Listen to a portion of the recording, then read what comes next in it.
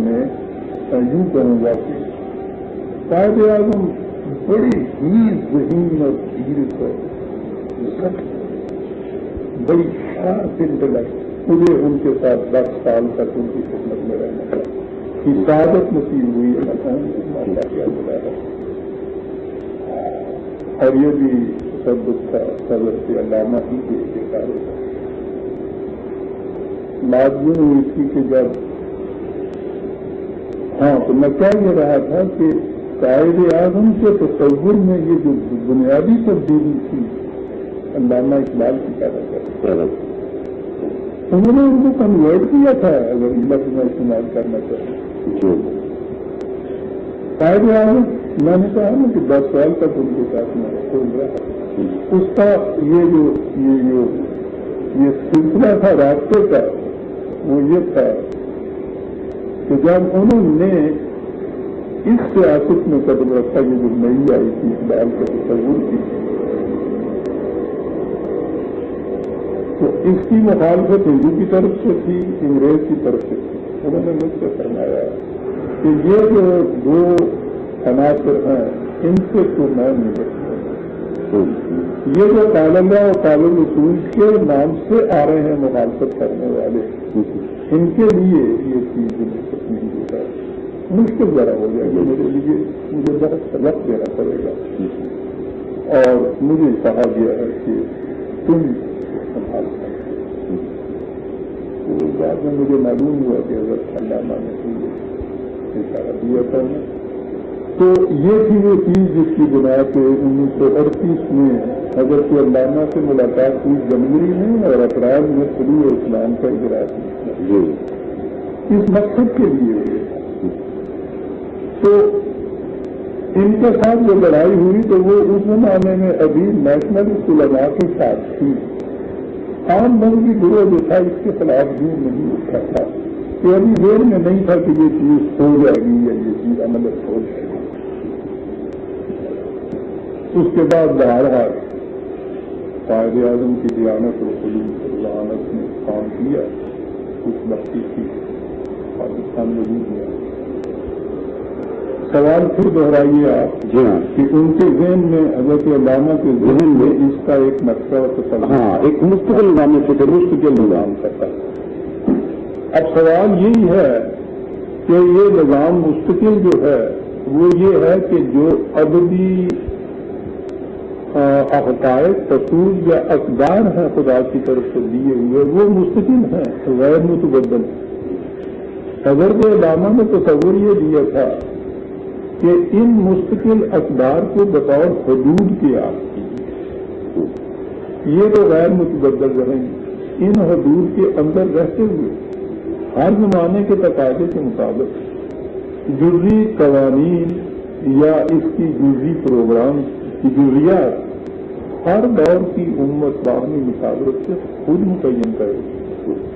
اس طرح سے یہ غیر متبدل اور تغیر کے امتزاج سے یہ زمانے کے ساتھ ساتھ بلکہ زمانے کی امامت کرتا ہوا نظام حاصل کرتا ہے۔ یوں آپ کہیے کہ ایک مستقل نظام کی شکل ان کے ذہن میں تھی، کیونکہ قرآن کریم آخری کتاب ہے اور قیامت تک کے لیے اس کو محفوظ رکھا گیا ہے۔ اس کے معنی یہ ہے کہ یہ قیامت تک کے لیے مستقل طور پر ایک دستور اساسی رہے گا امت کے ہر سیاست کا، مملکت کا، امور دنیا کا۔ تو اس کے اعتبار سے تو یہ مستقل نظام ہوا، لیکن یہ جو اس کی جزیات ہیں وہ زمانے کے تقاضے کے ساتھ بدلتی چلی جائے گی۔ تو جو میں نے یہ ابھی عرض کیا ہے نا کہ مستقل اور تغیر پذیر عناصر کے امتزاج سے ایک یہ نظام بنتا ہے، یہ تھا حضرت علامہ۔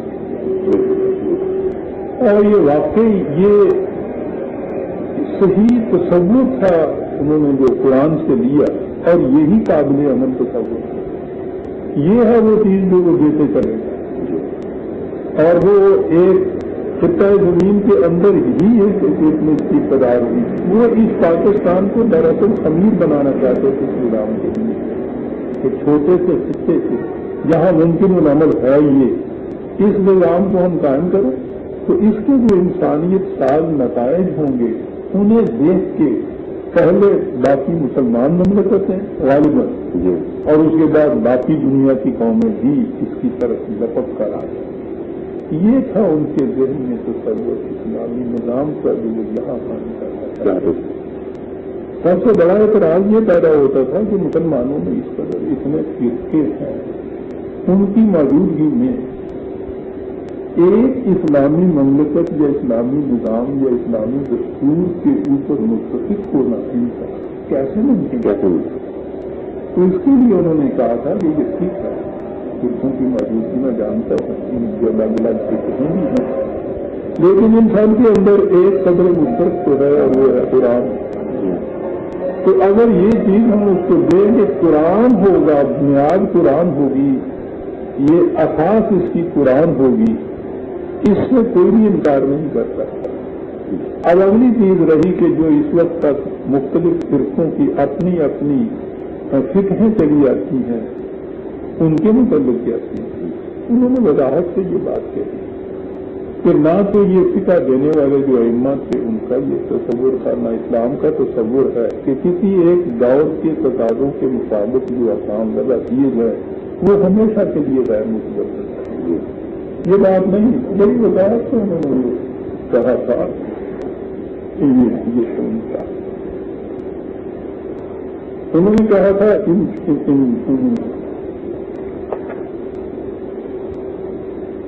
یہ فقہی جو مختلف ضوابط ہیں، انہوں نے کہا تھا کہ اس کی بڑی اہمیت ہے، نہ حضرات نے اپنے وقت میں بڑا اہم کام کیا، میں ان کی قدر کرتا ہوں، لیکن اس تمام ہماگیری کے باوجود یہ قانونی ضوابط بالآخر انفرادی تعبیرات کا مجموعہ ہے، اس لیے انہیں حتمی اور قطعی سمجھ لینا غلط ہے۔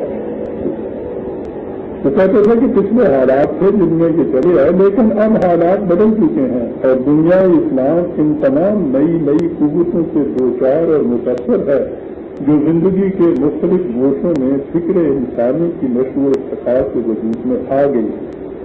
اس لیے مجھے کوئی وجہ نظر نہیں آتی کہ اس قدامت پرستانہ ذہنیت کو باقی رکھا جائے، اور اس لیے انہوں نے کہا کہ خود قرآن کی یہ تعلیم کی حیات ایک ترقی پذیر عمل ارتقاء ہے، اس کی مقتضی ہے کہ یہ عزیز و فکرے جو لڑ رہے ہیں کہ ہر نسل کو اس کا حق ہونا چاہیے کہ وہ اپنی مشکلات کا حل خود تلاش کرے۔ وہ ایسا کرنے میں سبق کے علمی سرمایہ سے رہنمائی لے سکتی ہے، لیکن اسلاف کے فیصلے اس کے راستے میں روک نہیں بن سکتے۔ یہ ان کے خطبات جو چھٹا خطبہ ہے اس کے اندر اختلاف میں نے پیش کیا۔ یہ تھا وہ عملی طریق پروگرام جس کی روح سے وہ یہاں اسلامی نظام کو نافذ کرنا چاہتے ہیں۔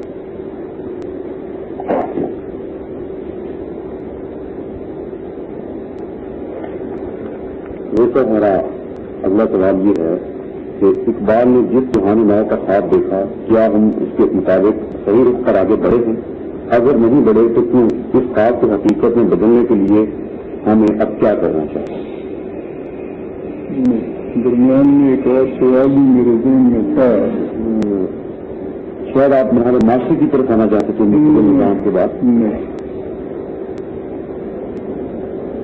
اچھا یہی ہے، آگے بڑھے ہیں یا پیچھے ہٹے ہیں؟ نہیں ٹھیک ہے، یہی سوال ہے آپ کا۔ اس کے مطابق آگے بڑھنا تو ایک طرف رہا، میں سمجھتا ہوں کہ اس پہ ہم بہت پیچھے چلے گئے، بہت پیچھے۔ جیسا کہ میں نے ابھی عرض کیا ہے، سلامہ نے جب 1930 میں یہ تصور پیش کیا تھا تو اس کے خلاف کہیں کوئی آواز ہی نہیں، یہ خیر تھا۔ 1938 سے 1947 تک قائد اعظم نے جب اس کو وہ لے کے آگے بڑھے ہیں تو دین و رضا کا عالم تھا کہ شاید پاکستان ہو بن جائے، شاید نہ بن جائے، تو اس میں بھی مخالفت کچھ زیادہ نظری سی تھی۔ پہلے تو خود یہ الگ مملک یعنی تقسیم ہند کی مخالفت ہوتی تھی سیاسی نقطہ نظر سے، ہندو انگریز کی طرف سے، اور ذہنوں میں یہ تھا عام طور پہ ہمارے علماء کرام کے بھی کہ یہ اس کے بعد یہ چیز سے قابل عمل نہیں ہوگی یا یہ ممکن نہیں کہ تقسیم ہو جائے گی۔ تو یہ بحث بھی اس زمانے میں نظری سی ہی بحث دوستی چلی گئی. جب پاکستان وجود میں آ گیا ہے تو یہ دیکھا گیا کہ یہ وہ تصور ایک عمل اختیار کر رہا ہے. تو یہ عمل کیا تھا اور یہ تصور کیا تھا، یہ عمل کیا تھا؟ تو سنویت کو مٹانے کے لیے ایک پروگرام جو کری آ رہی ہے. تو اب اس میں دو ذرائع ہوئے جسے ملوکیت کہا جاتا ہے. اس کے معنی بادشاہت نہیں ہے کہ ایک فرد کی بادشاہت. ملوکیت کے معنی ہے کہ دین کو الگ کر کے سیاست کو ایک مملکت قائم کرتا ہے. آج کی اصطلاح میں اسے سیکولرزم کہا ہے. تو جو ہے ملوکیت کے لیے سیکولرزم. اور دوسری چیز جو ہے وہ کہ مذہبی معاملات جو ہیں وہ یہ مذہبی پیشواریت یا پریسٹ جو ہیں ان کے دائرے میں رہیں گے. تو جو ہے یہ دو چیزیں جو ہیں ان میں تنویت. پاکستان میں اسلامی نظام اقبال کے تصور کا اسی صورت میں قائم ہو سکتا تھا کہ یہ تنویت باقی نہ رہے. جب تنویت باقی نہیں رہے گی تو وہ جو مملکت کے اقتدار جن لوگوں کے ہاتھ میں ہیں وہ اقتدارات چھن جائیں گے. اسلام کسی انسان کو حق نہیں دیتا کہ کسی دوسرے انسان کی اوپر اپنی مرضی کرے. اقتدار کی کوئی شکل نہیں ہو انسانی اقتدار کو انسانوں پر ختم کر دیتا ہے. چیزوں پر اقتدار وہ قائم رکھتا ہے، انسانوں پر اختیار اقتدار نہیں قائم رکھتا. تو جن کے ذہنوں میں حکومت تھی اور حکومت کا اقتدار اپنے ہاتھ میں ہونا تھا یہ تصور ان کے خلاف ہے. اور سب سے بڑا تو جاتا تھا یہ ہمارے یہاں کی پریس کے خلاف پیشوائی کے خلاف ان کے ہاتھ سے 1000 سال سے بنی ہوئی مملکت چھن گئی.